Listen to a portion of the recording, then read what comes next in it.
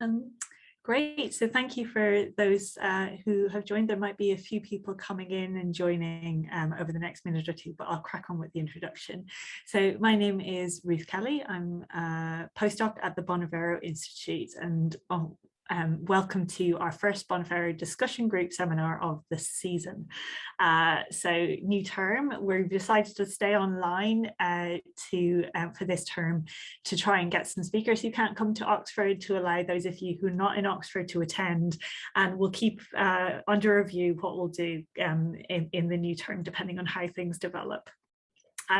So all the program for this term should be mostly up on our website under the events tab. And I just wanted to flag one more event that's happening this week, which is Stefan Theil's book launch tomorrow at 5:30. So if anyone is interested in that and hasn't signed up, you can get there on our website. So the book is called Towards the Environmental Minimum, Environmental Protection Through Human Rights. Well, let's crack on with today's seminar. So this is a topical seminar both for advocates and legal scholars as well as philosophers. Jonathan Havercroft's paper is called Towards a Normative Theory of Just Riots, and looks at how rioting became illegitimate in England and Wales over a kind of a long historical period. So Jonathan is an associate professor at the Department of Politics and International Relations at the University of Southampton. He's editor of the journal Global Constitutionalism and recently completed a British Academy Fellowship to undertake research that combines normative theorizing with an empirical analysis of recent riots. Jonathan will speak for about 25 minutes to present his paper, and then Nadine Alanani will respond. Nadine is reader in law in Birkbeck School of Law, and she's co-director of the Centre for Research on Race and Law. She researches in the fields of migration and refugee law, European Union law, protest and criminal justice. And her book, Bordering Britain, Law, Race and Empire, published in 2020, recently won the Socio-Legal Studies Association Theory and History Prize. And we're delighted to have both Jonathan and Nadine here to talk about the legitimacy of riots. While you're listening to the conversation, if you have any questions, you'll see the Q&A function at the bottom of your screen. So just click on the little comment boxes with Q&A, and you can stick in your question there and I'll monitor it, and then we'll have about 30 minutes at the end for conversation, finishing up at 1:45. So I'll hand over to Jonathan. Thank you. Let me just see if I had this right before. I hope I get it right this time. Great. Just trying to share his screen so we can have something to look at as he's talking. It's always helpful. That's it. Okay, so share that. Is that?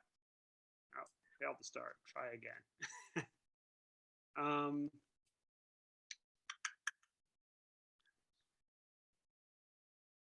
No problem. What would the start of term on Zoom be without a little bit of... Does that work? Share. It is not working now. Oh. Let me just try one more way.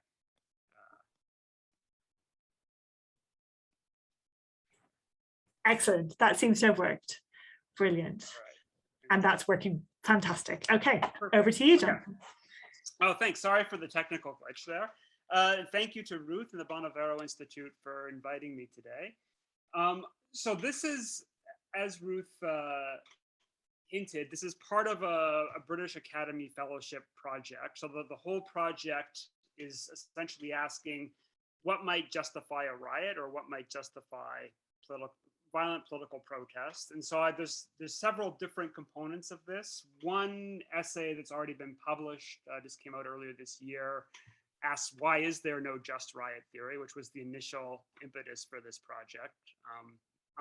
As kind of Ruth said at the beginning of my training, as a political theorist, and so I'm very kind of interested in, I actually did a fair bit of work in just war theory and was kind of struck by the fact that we have all sorts of justifications for use of mass violence in political theory, but very little for what essentially is often non-lethal violence at a comparatively small scale when you're comparing it, say, to the scope of war.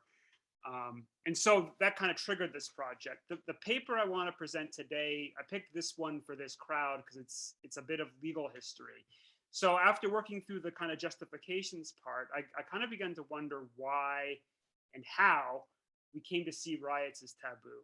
And so I want to kind of explain the current context for my thinking, because I think it does have a pretty clear current context for why we might want to think differently about riots. And then the rest of the talk will walk you through what I think are 4 key moments in kind of English or British legal history about how we came to kind of think of riots as essentially an unacceptable form of protest, and then what the implications of that might be for how we might think about it now. So this is kind of, even though it's kind of a historical piece, we have a current context where rioting is very high profile at the moment. So first of all, in the UK, there's been several high-profile clashes between police and protesters. So there was kind of earlier, I guess late in 2020, you had earlier this year, my time's being thrown off a bit by the pandemic.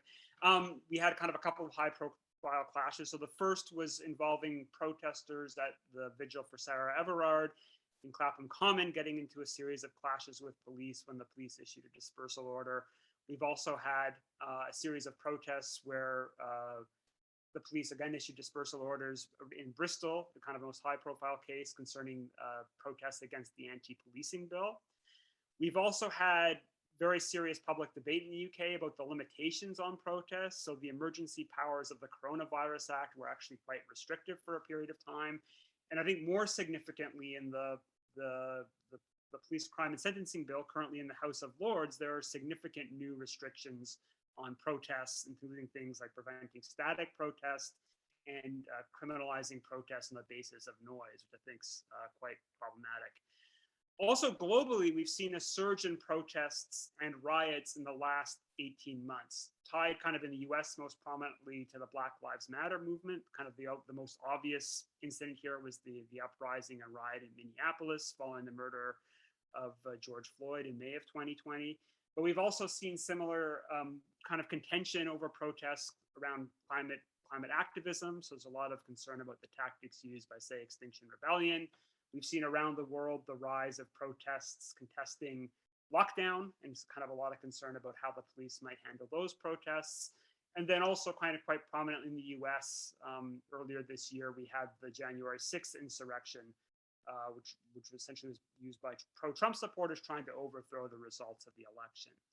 So I think one thing to note is this is a spike in rioting or protest. One thing that I think I hope will become clear in my presentation, but sometimes when I'm presenting this topic for the first time, is that really most instances of what are declared riots are in some way, shape, or form a protest that the police on site have declared illegal or unlawful. And so when we're talking about anti-riot law, we're really talking about criminalizing protest. And since I'm presenting to a human rights school, the effective kind of human right this questions is the right of public assembly, which often is kind of in international treaties is as actually kind of a limited right in a certain sense. But that's the key takeaway you take from this, because I think the public image of rioting is essentially that it's irrational violence carried out by a crazy, out of control mob. But if you actually look at most of the incidents where the Riot Act or the kind of its contemporary equivalences are enacted by the police, it's actually concerning some kind of social protest in most incidents. Also, the other thing to note is that rioting globally is on a significant decline. That actually, even though we're having a quick spike right now in protests, and I think that's largely driven by kind of social and economic pressures related to the pandemic. Over the long 20th century, so from say 1900 to now, there's been a very clear decline in riots as a mode of social protest, and actually an increase in nonviolent protests as kind of the primary way groups express their grievances. So there's a bit of a moral panic right now about rioting, but if we actually step back and look at the data, riots themselves are actually becoming less and less common. But what I'm interested in talking about today is this idea that riots are taboo. So what do I mean by that? I mean that essentially when a protest becomes a riot, or when the authorities declare it a riot, it's a way of essentially saying that those protesters have engaged in a kind of activity that delegitimizes both themselves as protesters, but potentially also the political cause that they are espousing, right? So we can see this, particularly in the US, there was a lot of fights over the last 5-6 years over whether or not different protests engaged in by Black Lives Matter protesters were riots or were they protests. And one of the kind of political consequences of declaring something a riot is that you're trying to delegitimize the grievances that group does it. And you do it by essentially saying that those kinds of activities are illegitimate, and hence the activity itself is illegitimate. So I'm actually interested in how this taboo came about by examining the shifting normative assessment of riots over time. So by that I mean that over time, how the riot's been understood both legally but also socially and politically has changed. And so the point of this kind of this essay is to kind of look at 4 discrete moments, right? So mainstream political discourse currently condemns riots as violent and hence illegitimate. But if we actually look at history, a lot of famous riots generated significant social and political change, right? So in the UK, probably the most famous example would be the Peterloo Massacre in the early 19th century that was tied very much to the voting reform movement. More recently, we can look at the Stonewall riot as being the kind of foundation point for the LGBT movement, right? And kind of most recently, the riots tied in Ferguson, Baltimore, Minneapolis, kind of contesting specific murders of unarmed Black men by police officers there, has led to a significant shift in attitudes about policing and also a kind of increasing questioning of mass incarceration. There's a whole bunch of other examples of this, but the key point is there seems to be a tension here, which one kind of rhetorical turn is if a crowd engages in rioting, their political cause is delegitimized, but actually a lot of significant social change, the protests that triggered them at the time were actions that were declared as riots. So how did this happen? How did this happen that we think that rioting is simply kind of illegitimate? And one of the things that jumps out, if I've kind of turned a lot to the social history on protest and rioting, is that there's actually been a reversal in the moral interpretation of rioting over time. And so riot law has increasingly become a means of criminalizing political protest. And somewhat paradoxically, as the British state has kind of increasingly adopted liberal democratic rights, it's increasingly become restrictive around the right to protest. And so one of my puzzles is, why is that the case?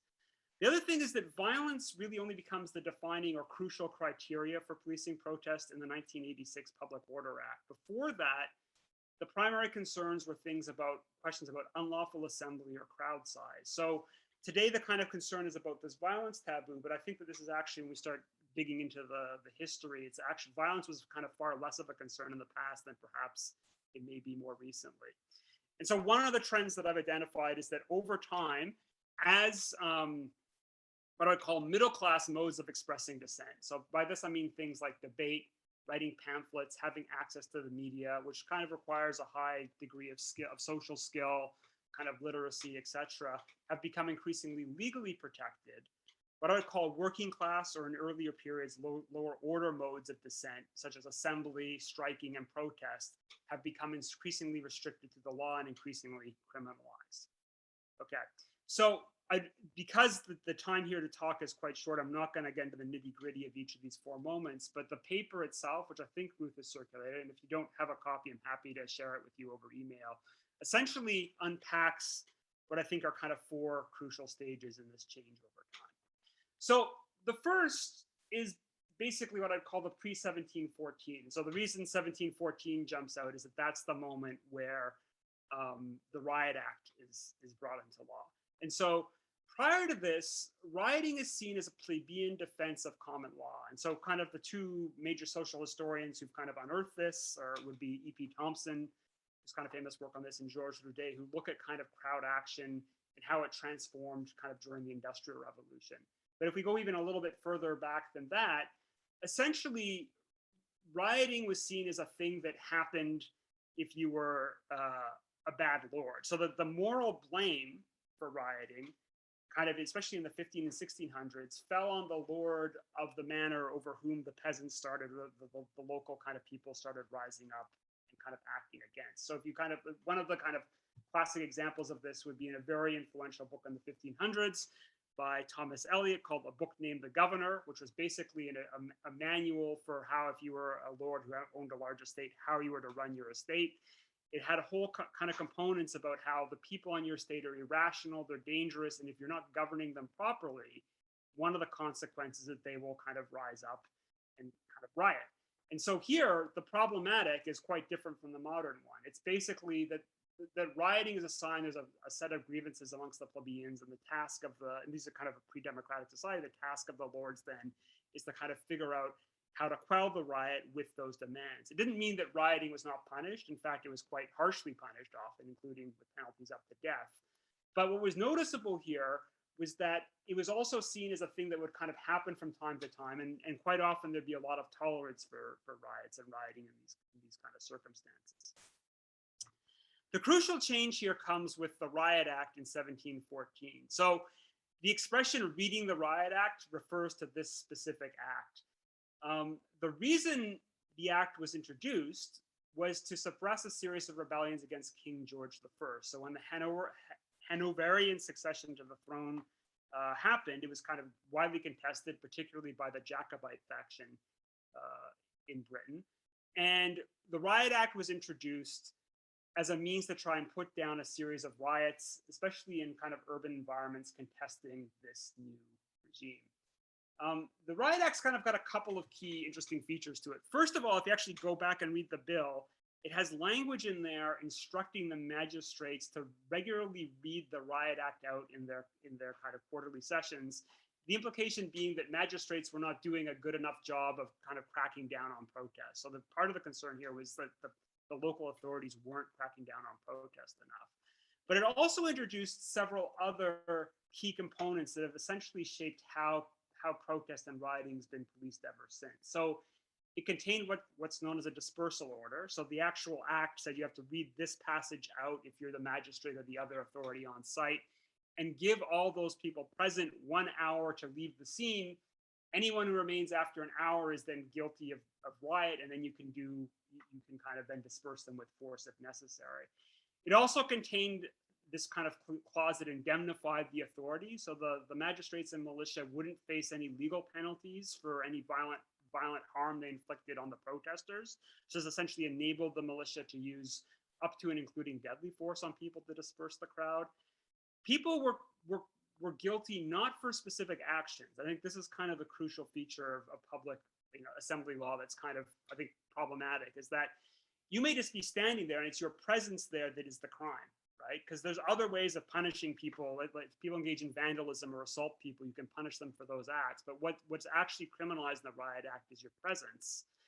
And it's largely left to the discretion of the sheriff, justice of the peace, or magistrate to invoke the act. While there's guiding criteria, those are quite broad, and it's often quite discretionary in terms of how it's invoked. Okay. So the other two kind of crucial moments, I think, one is what's called, it grows out of this, the image here is from the Peterloo Massacre, which was 1819.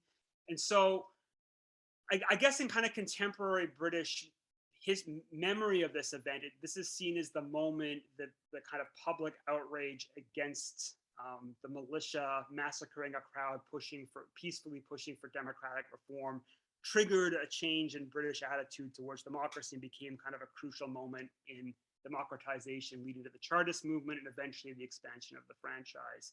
But if you actually look at the immediate reaction by the state, the principal concern wasn't with the actions of a militia who charged in and murdered a lot of peaceful protesters. The concern was with how are we going to stop these large protests from happening, right? And so again, this is kind of a result of new modes of political dissent emerging in the early 19th century. As kind of more people move into cities and there's greater urbanization and greater industrialization, you have for the first time this new emerging working class, which is a bit different from the kind of plebeian class that worked on the farms and it kind of worked in the rural areas, developing new modes of social protest. And so the principal concern at this point in time was with the size of the crowd. So written into the judgments, written into the judgments against the participants in the Peterloo protests, who were all charged and kind of put on trial and charged, was that the prosecutor had to kind of identify what their crime was. And so what was developed at this time was a legal doctrine of unlawful assembly. And the prosecutors put forward the idea that the real crime here was the size of the crowd was so big that it essentially terrorized the public. And so the victim here was this kind of amorphous public as opposed to a specific individual. And the crime was essentially scaring them by the large size of the crowd. And this then allowed for kind of greater policing of large crowds, the bigger concern here being size, not violence, right? Because the protesters at Peterloo hadn't been violent. In fact, they'd been kind of relatively peaceful. Okay. There's a couple of things to note here. The Riot Act essentially falls into disuse. There's very few incidences of it being used after World War I.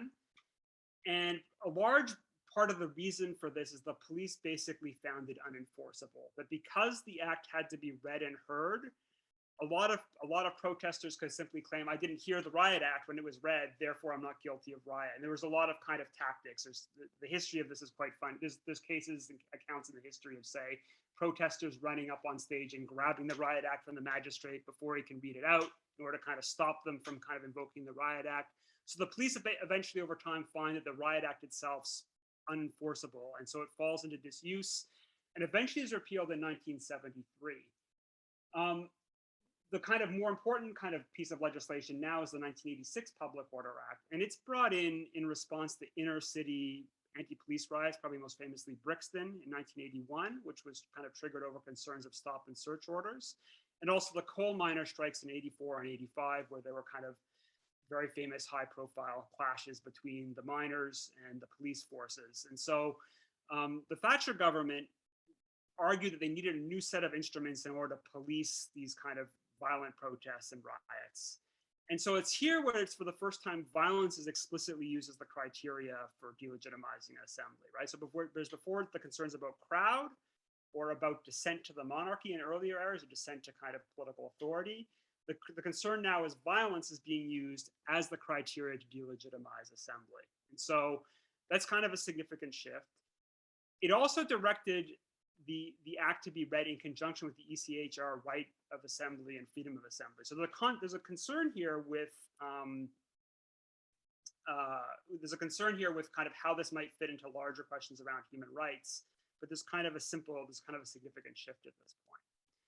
Okay, so I'm happy to kind of go into more detail about each of these moments in the kind of Q&A session. And I'm not sure what Nadine's going to say in her kind of response, but she's actually published some pieces on the kind of implications of the Public Order Act of 1986 for contemporary protests. So maybe she'll address those, or if not, we can discuss those in the question and answer session. But I think the main takeaways from this would be, first of all, the function of riot law has always been about policing protests. And I think if there's nothing else you take away from this, that's what it's really about. And there may very well be legitimate reasons for why the police or the authorities might want to control a crowd, right? Obviously large crowds can be dangerous and get out of control. But we also have to be very concerned that since the primary purpose of political protest is often to contest the authorities, and the authorities are often the ones who decide what counts as a riot or what counts as a protest, we have to be kind of very cautious when laws are introduced that kind of make protest less legitimate or kind of target different kinds of tactics, right? Second thing to note is that there's been major shifts in riot law that grew out of efforts to suppress political dissent. I don't want to get kind of too much into the kind of the genealogical theory behind this, but kind of one of Foucault's major points when he's talking about genealogy is you want to look at how things become problematized. So each of these episodes is a case in which the government's trying to problematize new modes of political dissent, each of these shifts in kind of how the UK government polices dissent. And this is worth kind of bearing in mind because we're now, effectively, because it's in the House of Lords, it will be kind of made law very shortly. The current crime policing bill, crime police and sentencing bill, is going to criminalize a whole set of new activities, right? So we're going to see kind of increased criminalization for static protests, which is basically large outdoor assemblies. There's increased penalties for things like lock-on. So if somebody affixes himself to a building or glues himself It's kind of been a recent common protest tactic. That could become kind of increased penalty for that. There's going to be a focus on the noise of protests and kind of how much noise is kind of raised by the protests as a basis for stopping that protest or kind of charging people for that, as well as kind of concerns about statue vandalism. And so one thing to note is that each of these new components in this bill is essentially targeting tactics that have been used by recent mass protest movements in the UK, such as Black Lives Matter and environmental groups such as Extinction Rebellion. And curiously, these are targeting specifically non-violent tactics, right? Like if you go back and kind of look at the classic activists and practitioners of non-violence, people such as Martin Luther King Jr. and Gandhi, their point of kind of being violent was if you're inflicting physical harm on somebody else, but the point's not to be non-disruptive, right? The concern in this bill is that these tactics are non-disruptive, but the whole point of protest in a democracy is to be disruptive in order to draw attention to kind of your grievance. And so I think we should be kind of concerned about the ways in which these changes are using the riot taboo in a certain sense to criminalize kind of basically non-violent protest tactics. So I'll stop there and thank you. I'll try to escape this, stop the share. Great, thanks Jonathan for that whirlwind tour through multiple centuries of law reform, bringing us right up to the present. So I'll hand over to Nadine now, but just as a reminder, if you click on the Q&A button down at the bottom, you can pop in your questions, and once Nadine is done, then I can ask those to Jonathan. So Nadine. Thanks, Ruth, and Jonathan for that. Thanks, of course, for inviting me to speak, and also to Jonathan for sharing his work with us. It's a pleasure to have the chance to discuss it with him and all of you. So I was going to jump in at a particular place, but I think I'll just rewind just to maybe start off just responding just quickly to something that Jonathan said right at the end there. It's kind of invitation to me to maybe talk a bit about the 1986 Public Order Act. I think that I probably would disagree slightly in the sense that where you say, Jonathan, that this was the first time we had a situation where the state was using violence as a justification for quelling or criminalizing the riot. I think that I would say that it's not a shift if we look at the histories that you are really helpfully excavating, particularly, as you mentioned, the work that I've done in looking at the Peterloo Massacre and the common law offence of unlawful assembly, which the precursor to which is the of the offence of violent disorder. We see at that time, I think, where the state makes the shift to constructing large crowds as being violent by virtue of the number of people present. And so I think that that is the state. And I think it's important that we see that as the state using violence to legitimize repression, because as we know, that particular gathering hadn't actually, it was not a riot, it was just a gathering of people in a field. In fact, the speakers had not even begun to speak at the protest, if we want to call it that, but it was simply a peaceful gathering of individuals, which then was attacked by the state. And after that, the trials the trials of the speakers like Henry Hunt, who was due to speak but hadn't yet started speaking, were then used to elaborate this offence of unlawful assembly.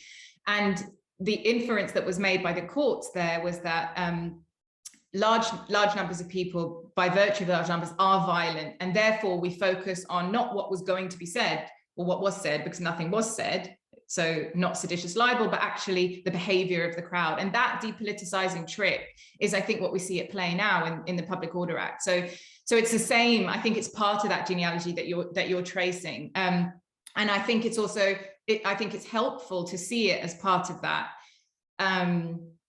rather than think, okay, what's happening in the contemporary moment is this new trend. Actually, these trends have a very long history, and that leads me back to where I was going to start, which is to say that I think that what your paper does, and of course I've had the luxury of having the longer version, so I've seen some elements that maybe you didn't present, which I would like to bring into the conversation, if that's okay.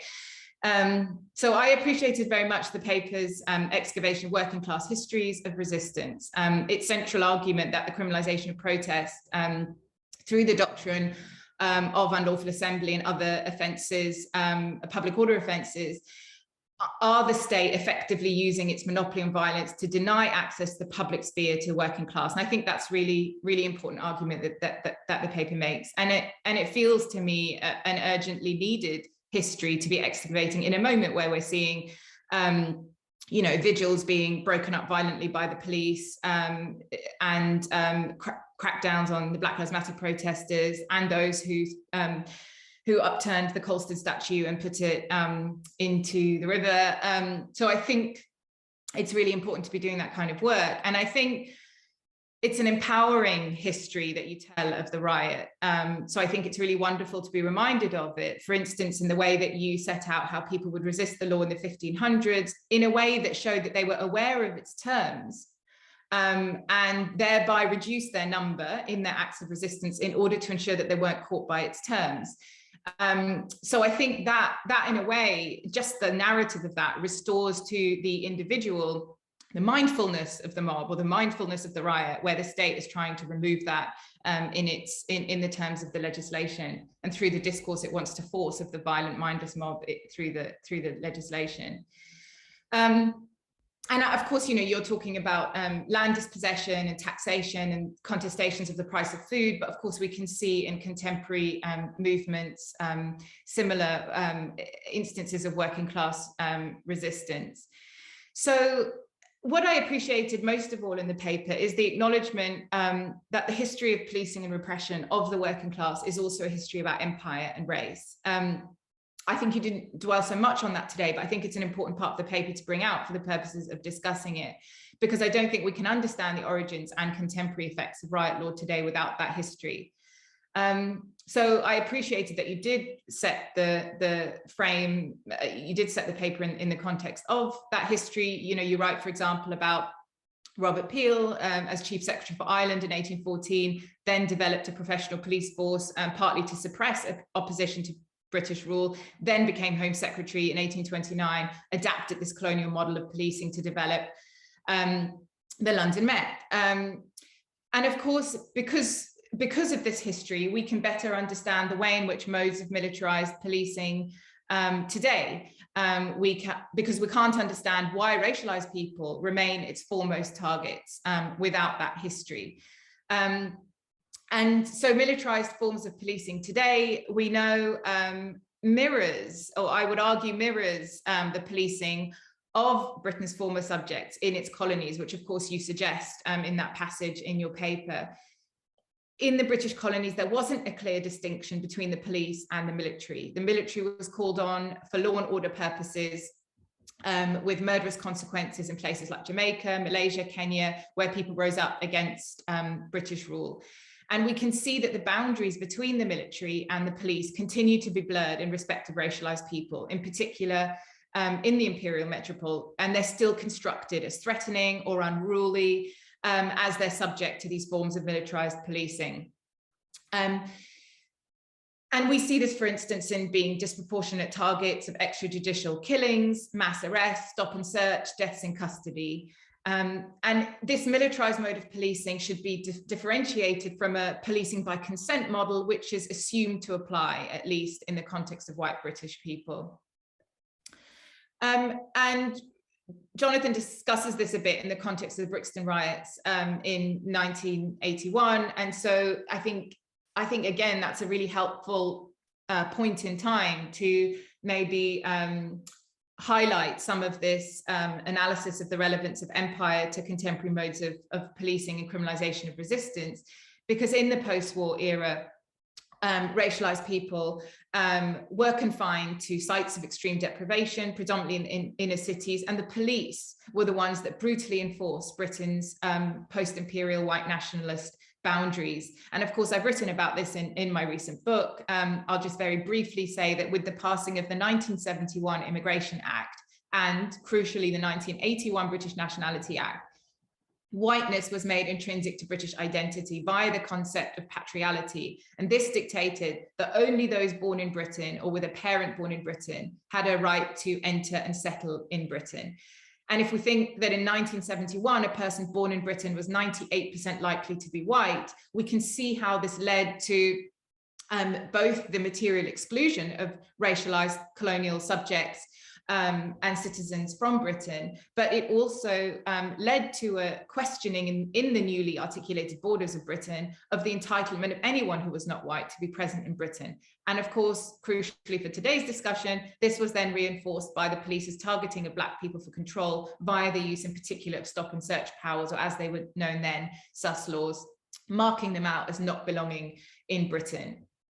And so there's a whole history in terms of legislation that could be traced there, which then comes to interact with what happened in Brixton in 1981. If we think of the Vagrancy Act of 1824, actually was the act that introduced sus laws, which are known today as stop and search. These were introduced to deal with soldiers who were ostensibly vagrants on the street after returning from imperial exploits abroad.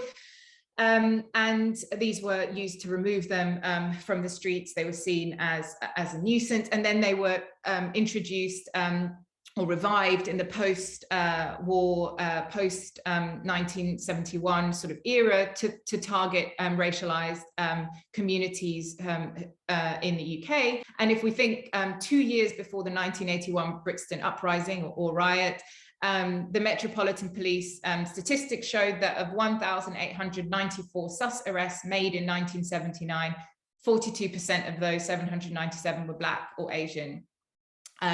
Even though those groups comprised only 4.2% of London's population. So that's obviously an important context. So I'm just going to now turn to some questions or points for elaboration, questions for Jonathan and points for elaboration, should he wish to comment on them. So first, I wonder, Jonathan, what you make of the terminology of the riot. I am, as you know, interested in terminology as a means of reinforcing certain meanings, particularly in the context of law, where the state, in the context we're talking about, wishes to superimpose onto resistance a certain reading of illegitimacy, or in the context of migration, for example, categories which themselves produce racialized subjects, making them vulnerable to fatal harm. And in the context of the riot, I wonder what you make of the term riot, the possibility of replacing it with, say, an uprising or a revolt when we're talking about the rising up of a marginalized community against state violence. Of course, the whole point of the term riot is that it is there to depoliticize resistance so that rioters don't get presented as political protesters at all.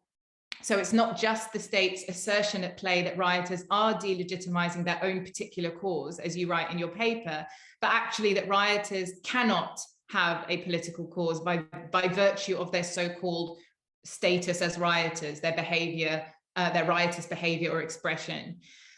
So I suppose in this regard, might it be worth differentiating in the paper between the genealogy of the riot and the genealogy of anti-riot law, which I think are two different things. Second, I'm interested in what you think about the notion that every riot is an anti-police riot and therefore intrinsically political resistance against state authoritarianism. You seem to differentiate impliedly, I mean, in the paper between riots and anti-police riots, where you say, for instance, that the police use riot law to delegitimize anti-police riots. But if we think, for example, about the Peterloo gathering, it wasn't a riot. The Riot Act was read, but it wasn't a riot in the way that even the state might want us to understand or imagine a riot to be. It was just people gathering. So it's not clear what a riot is in your own use of the term. I suppose the point really is to look at how the state defines a riot, then how it superimposes that definition on behavior which may or may not correspond to it. Because I think if you do that, then you can see the depoliticizing logic at play in the law, and how it effectively suppresses political contestation by depoliticizing and delegitimizing it. So just to follow on from that, I suppose, is to say, would you agree that after the state's creation of the police, an inherently authoritarian, repressive and violent institution, and I think one that in the wake of the murder of Sarah Everard and the resistance to the Crime Sentencing Policing Courts Bill,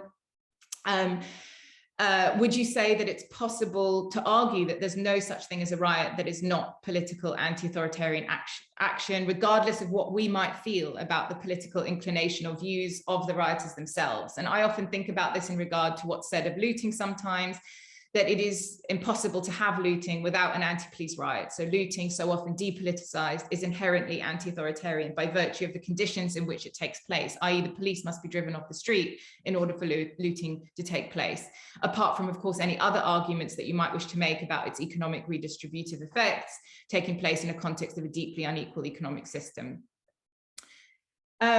Finally, you began your paper by saying that the paper was in part response to the absence of a just riot theory. And I immediately felt, oh, that's not right, surely.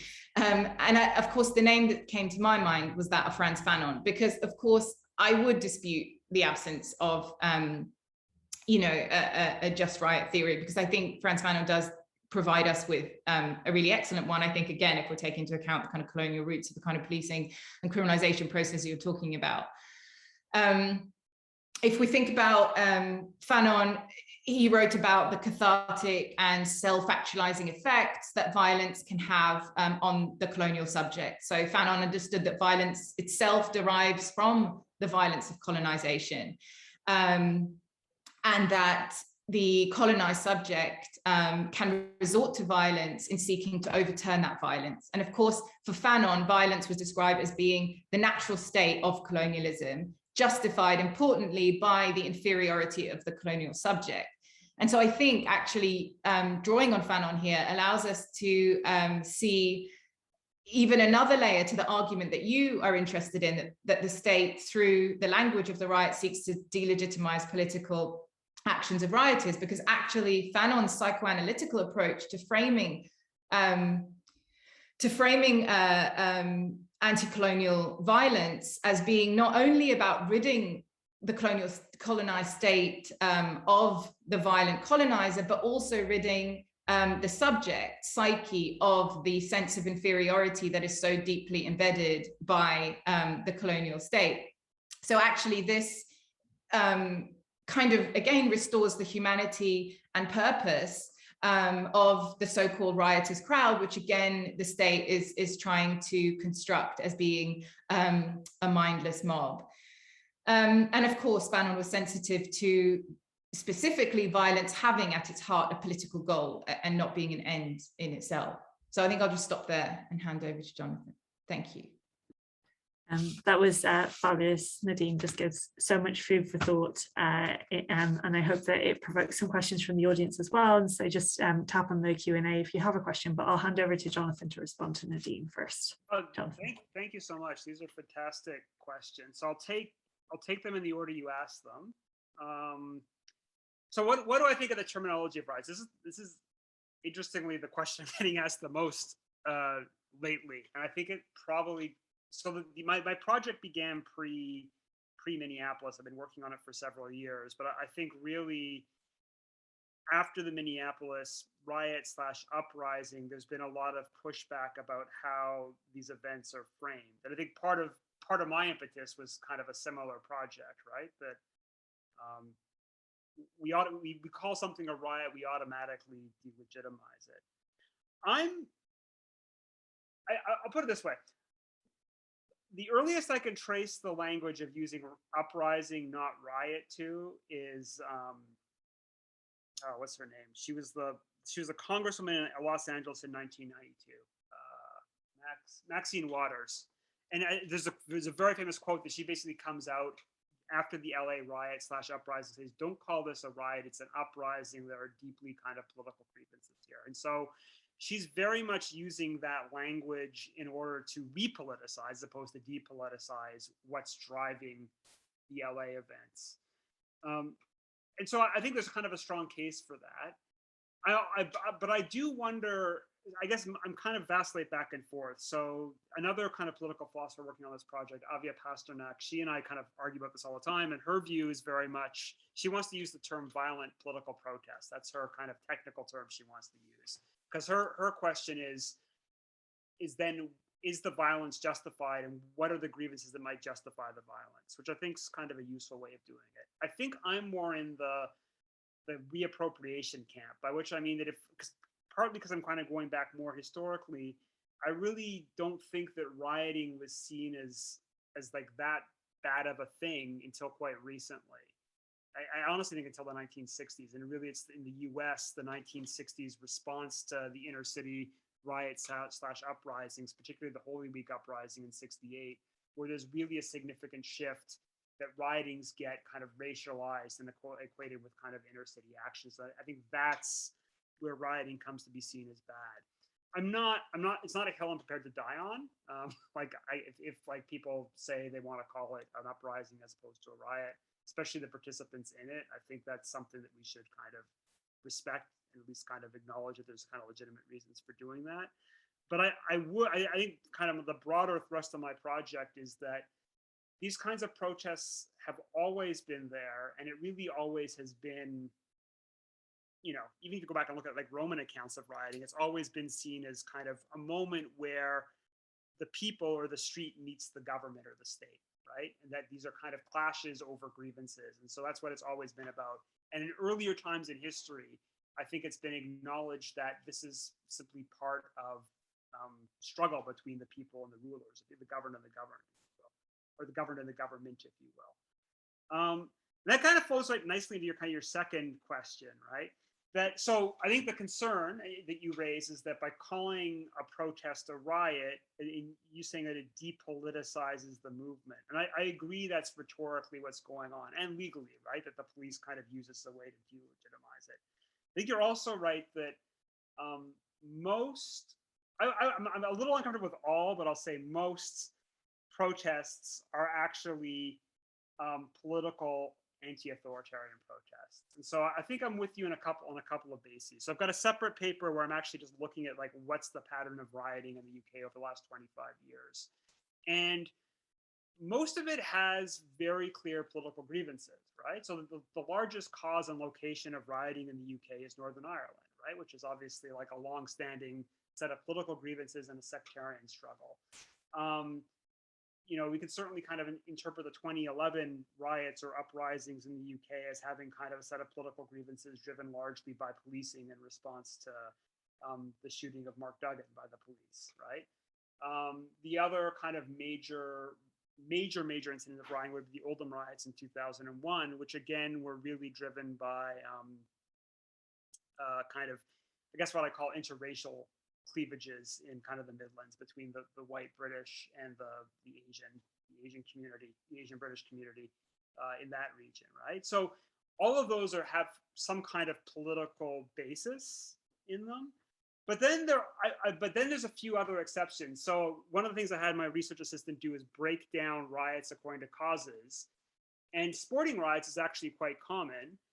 And actually, you can actually trace down most sporting riots. I think like 8 of the 10 that we could identify were either tied to the England national football team or to Millwall Football Club, right, which has kind of a British nationalist support base. And so there, I think those actually are authoritarian riots. They may be anti the government or the state, but there certainly is an authoritarian current there. And you could certainly look in the US, and I would say that the January 6th insurrection, whatever you want to call it, that was a riot too, I'd say. It's pretty obvious it was. And that it was very clearly an authoritarian one, because its primary purpose was to subvert the election and kind of put in place Trump as an unelected dictator, effectively. So, and if you kind of go back in history in the US especially, right, there's these earlier sets of riots. So there's the Tulsa, which was called a race riot until recently, and a lot of push there has been to change it to a massacre. But either way, there certainly has been a long history in the US of basically white mobs engaging in violence to kind of do kind of great violence to Black populations. So I certainly think there can be authoritarian riots, or whatever you want to call that term, that are also political.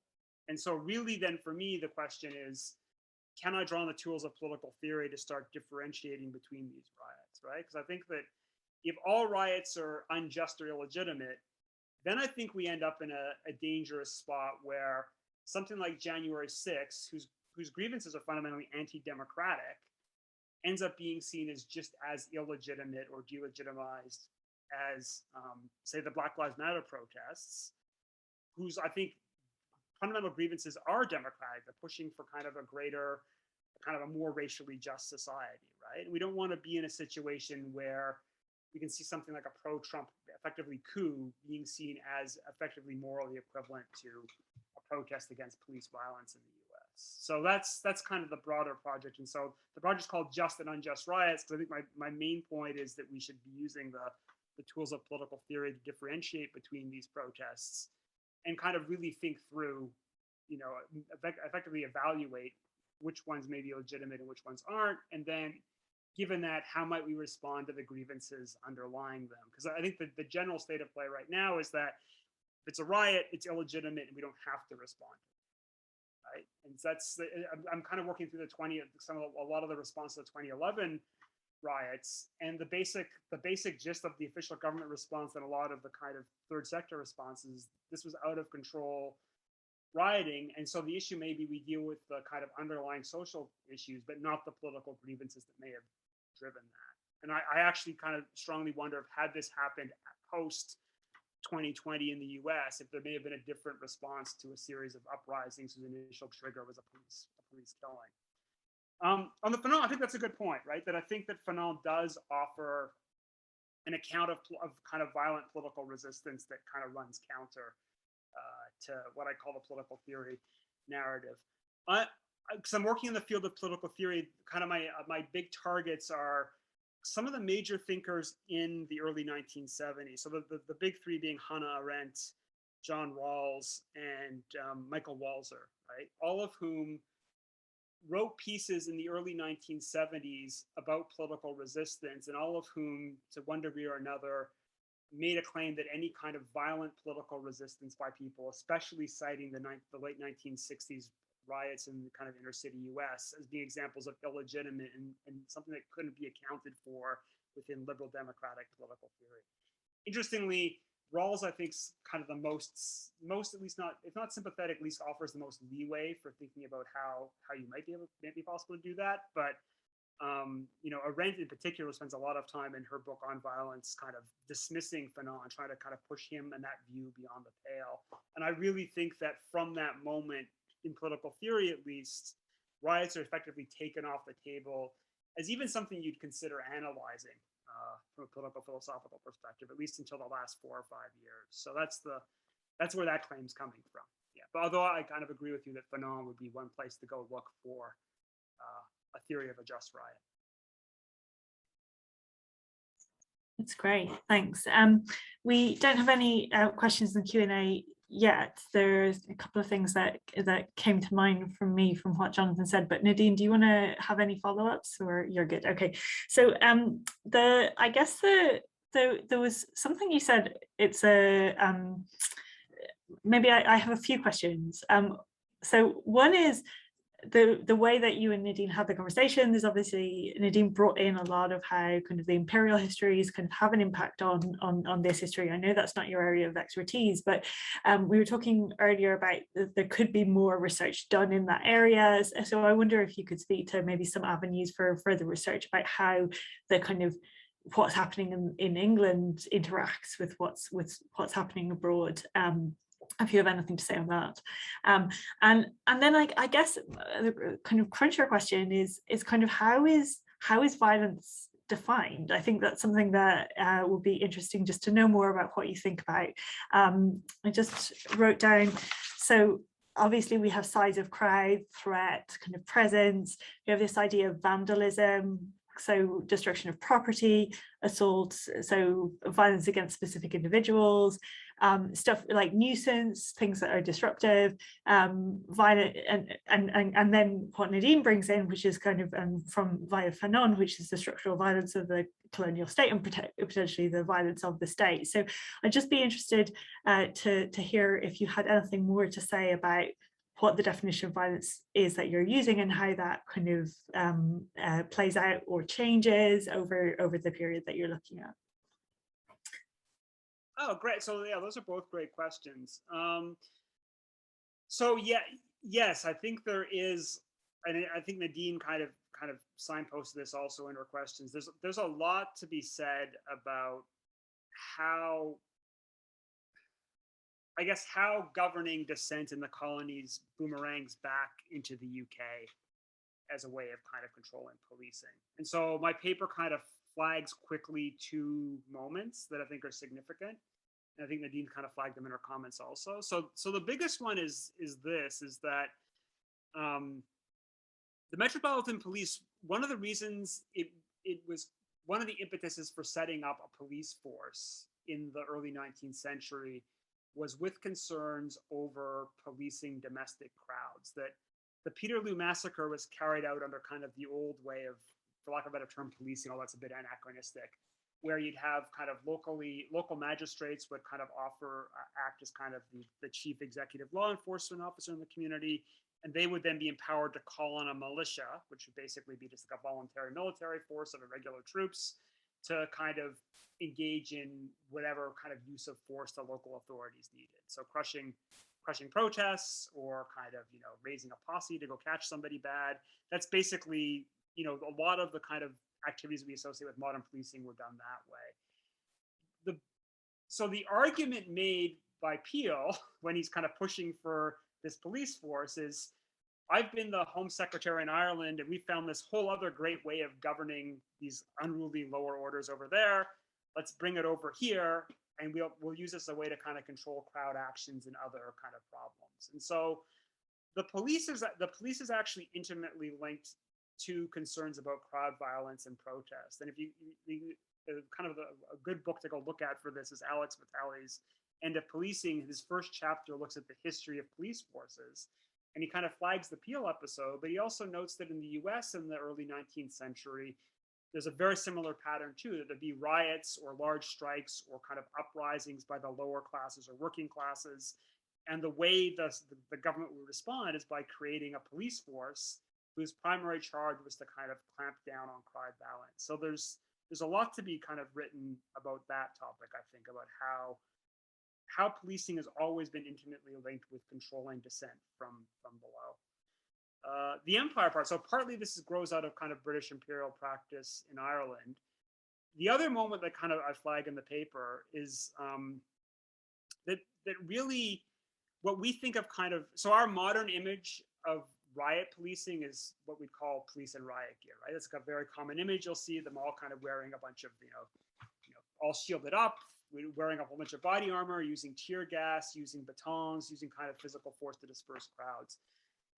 That is actually a fairly recent policing practice that really the kind of training you need in kind of anti-riot practices by police really only gets significant traction in the 1970s in the UK. I imagine it's kind of partly, this part I haven't researched yet, but speculation.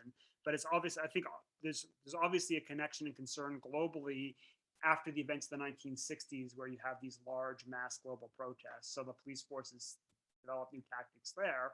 But specifically, what the British police forces do is they bring in consultants from the Hong Kong police who say, oh, we've got all this great experience in Hong Kong dealing with protesters, and we developed all these tactics and techniques. So they actually come in and again use techniques that are used in colonies against protesters resisting British colonialism there, right? So when I said there's probably a lot more to be discussed here, I actually think there's a long, the incident in 1830, the 1830 episode and this 1970s episode, to me, it seems like there's something to be done there if someone's interested on like how the British Empire comes home, right? And maybe Nadine does that in her book, or there's other places she might have other resources, but that's just my hunch. I haven't really dug into it all that much. What was your other question? I forgot the empire one, and then the kind of definitions of violence. Particularly this idea of I'm particularly interested in I think you mentioned at some point that destruction of property wasn't violence, and that's just interesting. I'm just interested in kind of how all of that is parsed. So how, I guess there's two parts, like who defines violence and how. So because I'm a political theorist trained in a political science department, my kind of the definitions I'm working with are often social scientific-y, right? So I would probably distinguish between, like, to me, kind of the key thinker here is Galtung, who kind of writes about direct and indirect violence. And so he's quite influential, both in quantitative studies, but also I think philosophical approaches to violence. So like his big point is, if I inflict direct physical harm on you that leads to kind of broken arm or your injury or your death, that's a direct act of violence. He's then also interested in, you know, different kinds of violence besides that. So the two he kind of develops is, well, let's say a policy of a state leads to far more deaths than would have otherwise been. He kind of calls this indirect violence, right? So, you know, if, say, the government permitted a lot of, you know, bad lead or some other kind of poison in the water in kind of poorer communities, that led to kind of a spike in deaths there as opposed to other areas. That's also a kind of violence, right? Indirect kind of violence, but there's kind of an action there. He also talks about cultural violence, which is the idea that kind of the policy of the state actually lead to the destruction of a kind of culture in some way, shape, or form. And then I would kind of agree with Nadine that there's this fourth kind of violence called, for lack of a better term, kind of structural violence, right? Where the very structures of society lock people into certain patterns or ways of being, which either limit their opportunities or make their life expectancy kind of less likely, right? So we can see this kind of in all kinds of patterns around the world, where just basically the life expectancy for people is often racialized, and there's not a direct person with a gun causing those shorter life expectancies or kind of higher likelihood of death, but the way in which society is structured makes it more likely. And so that then is also, I'd say, also a kind of mode of violence. So behind all of those definitions then is an emphasis on physical harm or increased likelihood of death. Because there's some people, like probably the most famous would be Steven Pinker. Like he in his book kind of argues violence is going way down. But he does it by simply only focusing on direct violence, and he calls all these other modes of violence metaphorical, right? But my view is you have to focus on the harm. And so if there's a harm, and then we can identify the cause behind that harm, be it direct, indirect, or structural, then I'd say that's violent. So there's got to be physical harm to a human being or death. Okay, so then when we bring that into riot legislation, I think this is what Nadine kind of said in her comments. There's a bit of a rhetorical trick, I think, in kind of anti-riot legislation, right? Because the Peter Liu cases are kind of the example of this. The crowd is violent because it's so large that it scares people, right? There's no physical harm, there's no direct, indirect, or structural harm that came about from that crowd. But the state said that either because it had the potential to be violent or that it was scary to an imagined public, that then was an act of violence, right? So that's one example of this rhetorical trick. I think the recent police crime and sentencing bills also kind of engaging in this a bit, right? So the only harm that I can identify the new provisions kind of pointing to, so the focus on crowd size, affixing yourself to property, and statute damage, is the statutes, right? So it's clearly these provisions of kind of enhanced crimes for vandalizing public monuments is really a direct reaction to the throwing of the Colston statue into the water, right? And the statue, I guess we could argue a little bit, but actually the statue was thrown in the water and then pulled back out, so it hasn't even really been harmed all that much. The question is where it's going to end up being displayed. But B, I guess to me, that's a very different kind of problem than the physical harm that may be inflicted on somebody else, right? So vandalizing a political symbol, I think, is probably more morally defensible than inflicting physical harm on somebody, right? But the rhetoric around anti-riot legislation just uses violence as a cover for all things, and then points to specific acts of violence that to me are not lethal. Like a different colleague kind of points out that it's basically non-lethal violent protest is how he would define riots, right? That's a very clunky term, but it points that there's not much lethality in riots, right? If you look at the kind of 2020 kind of mass series of riots in the US, most of the physical violence was carried out by the police attacking protesters because they're indemnified. There's very few reports of protesters inflicting any kind of physical harm on bystanders. And the few that did got a lot of attention, whereas there was not much attention paid on the kind of violence, including death, caused by police policing those protests. So for me, the reason violence is, I think that the violence is very kind of broadly and vaguely defined in law, and that's primarily because the rhetoric and fear around violence then used to justify the state using violence against other people, if that makes sense.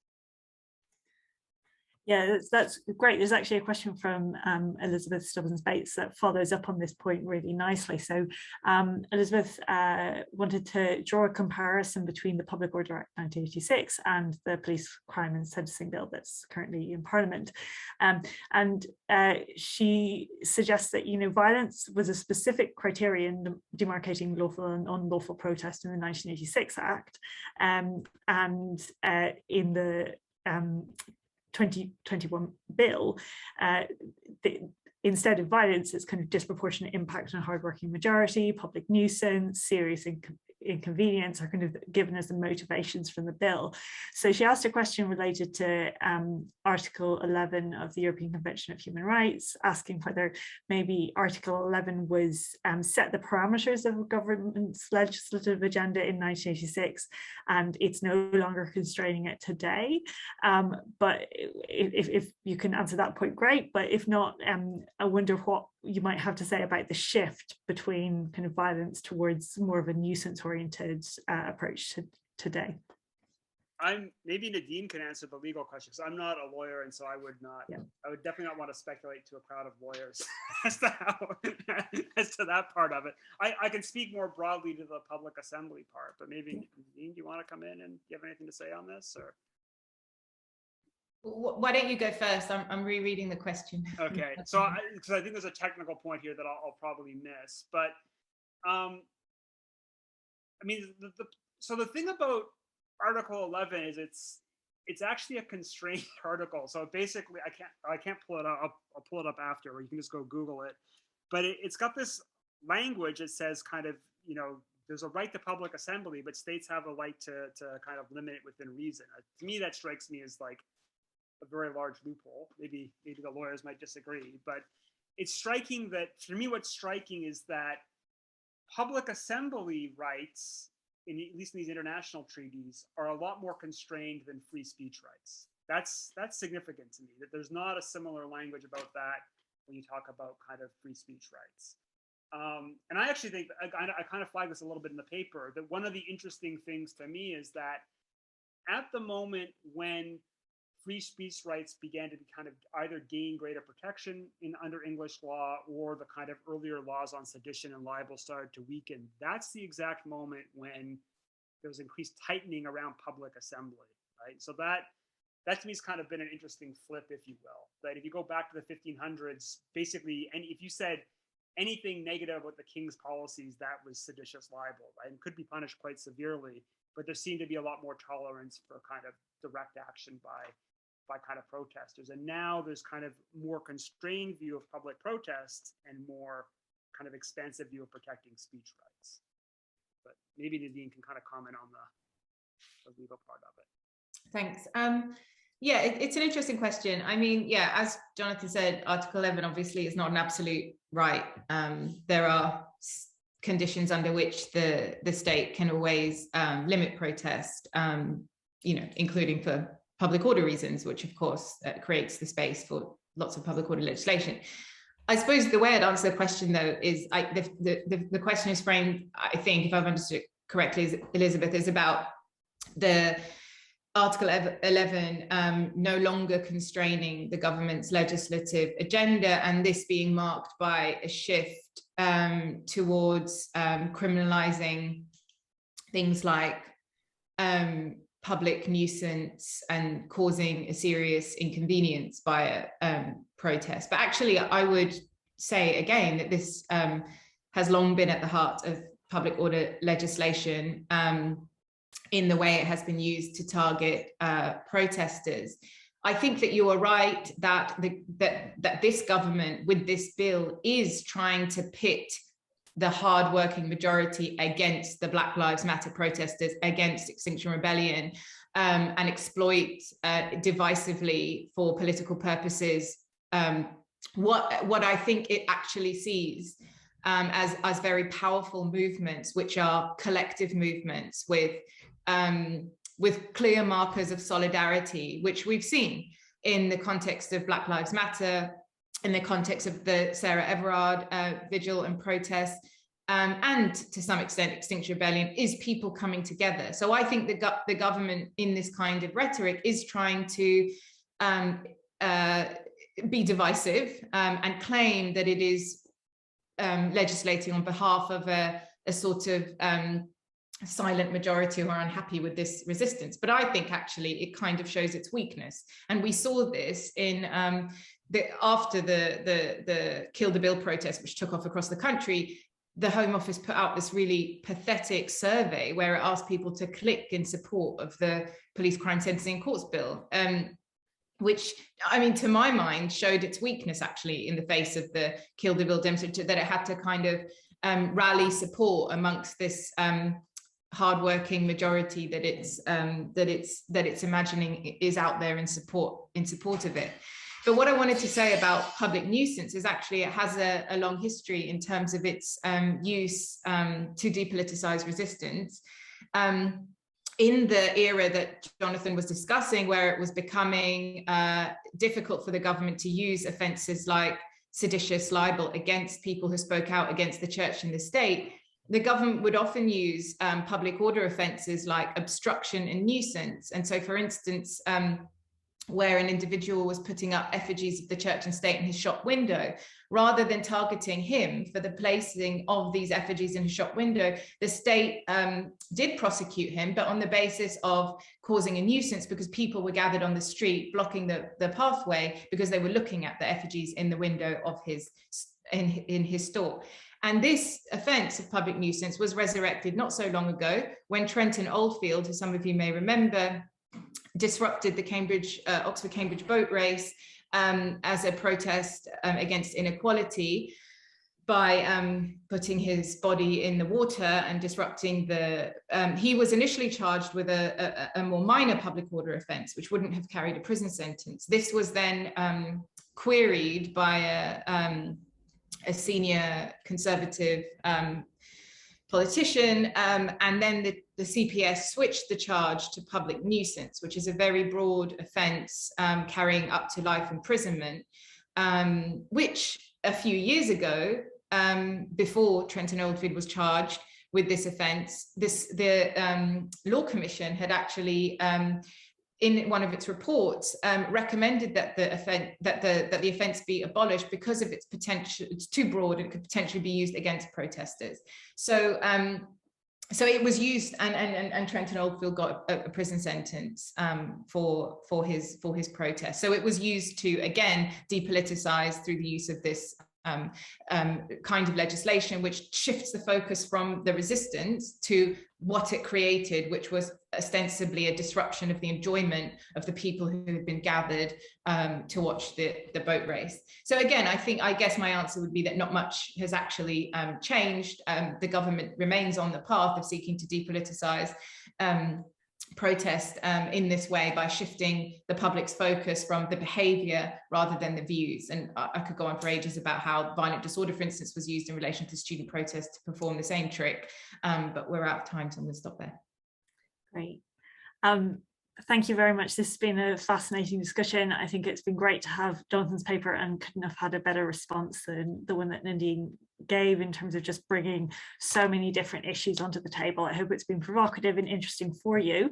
And I just say that the programme for the rest of the Bonavera discussion groups over term, which will happen online, is up on our website. You can access a recording of today's discussion online as well. Gertrude has just popped that in the chat.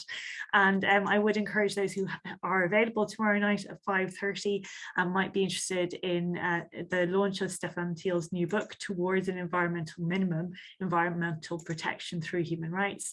To sign up for that on our website, that's a hybrid event, so you can come in person or online. Just to say again, thanks so much to Jonathan and Nadine, and thanks so much for everyone who came. And sorry we can't see you, but we know you're out there, and hope to see you again soon.